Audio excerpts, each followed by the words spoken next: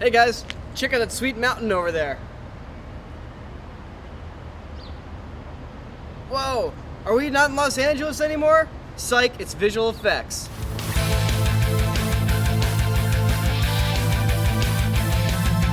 One of the most useful tools that you can have in your filmmaking repertoire is the ability to do matte paintings.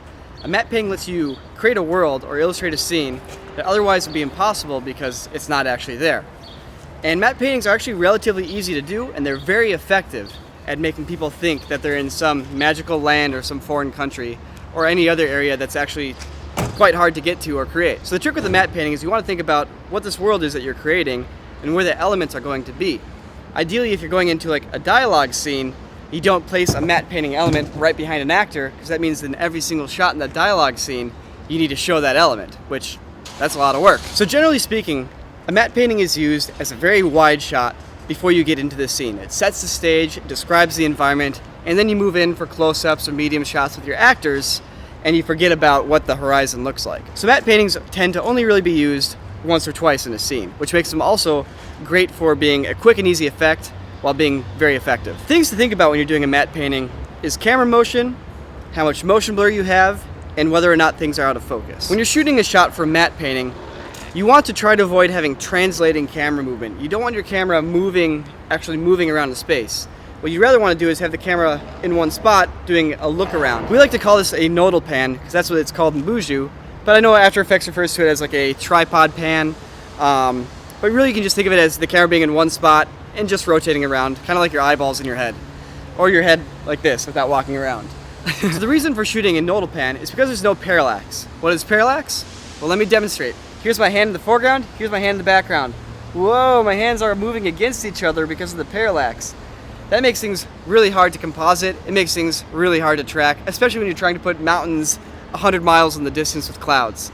It's a lot easier to have a nodal pan because wherever you put the object, it's going to be locked off in the scene. So now we have our footage in the computer. We're going to take it into After Effects and show you how to do some matte painting. Let's take a look. So the very first thing you can do with your footage is drag it down to the Create New Composition button. Went and set in and out points on the area where we want to do the matte painting, and we are running After Effects Camera Solver. Now as you can see, you have a couple different options for the type of camera solve. In this case, we're going to pick a tripod pan because it's accurate to the camera motion. We're not on a tripod, it's handheld, but it's the same idea of the camera rotating around one central node. Anyways, now we can take a look at our track points, see if it's solid, and if they are, create a camera out of it.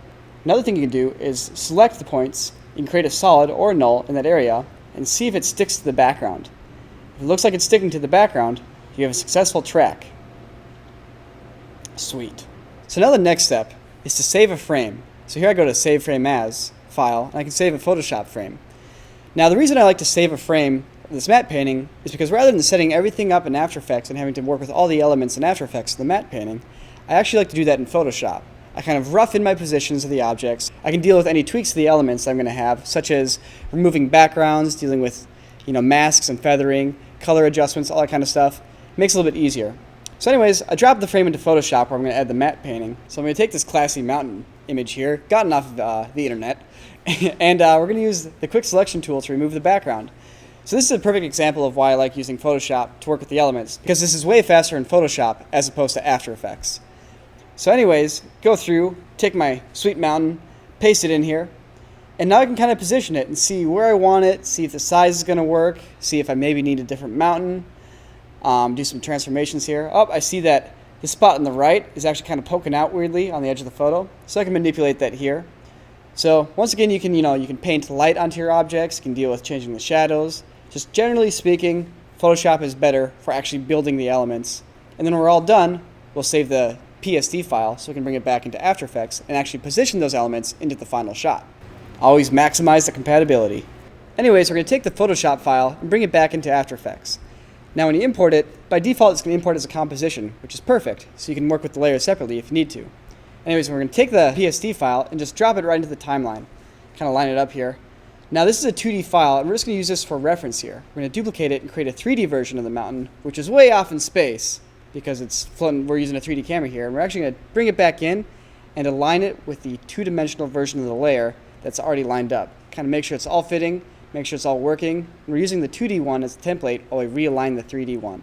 Now, a thing you'll notice with matte paintings in After Effects is that you're working in 3D space, so it can be kind of a pain to realign everything and put it all back into place, but that's just something you're going to have to deal with.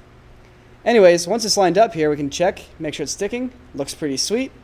Looks like there's a mountain kind of in front of all these buildings, but somehow still there. So the next step here is masking. Since we have a motion track scene, it'll actually be pretty easy. In this case, I'm going to create a solid, same resolution as the comp, and I'm going to make the solid a 3D solid so it's in 3D space. Now here's a cool trick. If you hold shift while parenting one object to another, the object will inherit all the position and rotation properties of the object that you just parented it to. In this case, the solid is right where the mountain is. So scale it up a little bit so it covers the scene. And now we're ready to do some masking to get those buildings to be in front of the mountain. So anyways, I've hidden the solid layer, but I still have it selected. Going to my pen tool, I'm going to start drawing a mask on all these buildings here. And as you can see, I'm going super fast. Anyways, here we go. Mask is in place in the solid. There you can see it. And there's the mountain behind the solid. And now, in this case, I'm going to use a track matte. Since the solid is white, I'm going to use a Luma matte, but you can also use an alpha matte for a solid. Now, the track matte causes the mountain to be behind the area where the matte is, basically hiding the bottom half. And because the white solid is a 3D solid in that track space, the mask that we've drawn is all tracked correctly to the buildings. So we don't have to do any mask keyframes or anything. It's all perfectly locked off, good to go. So the next step here is we want to preserve those power lines. Those are way too thin to be masked out, but we got a handy trick here. So I'm going to duplicate the footage layer, and now I can use color keying or Luma keying to bring in any fine details. In this case, I'm going to use a color difference key, key out the blue of the sky, and keep the power lines and some of the clouds in front of the mountain. So in this case, I use the eyedropper and some of the sliders to control all the different values, and you'll have to mess around with the different settings for whatever your shot happens to be. But in this case, I can key out the blue, I can keep the power lines, and I can keep the clouds, and really make it look like that mountain is actually there in the sky, behind some of that atmosphere. It looks really nice and really convincing, and it's a great way to preserve some of this detail that otherwise would require a ton of really nitpicky masking to fix. So here we have it. Looks pretty good. Really looks like it's there, and it tracks really solidly. And it's really a really fast effect to do. You can see how he did it in just a couple minutes, and it's super convincing. So I think you guys will really like this effect. It really empowers you as a filmmaker and opens up a lot of creative ways for you to bring a world to life. So have fun motion tracking that footage.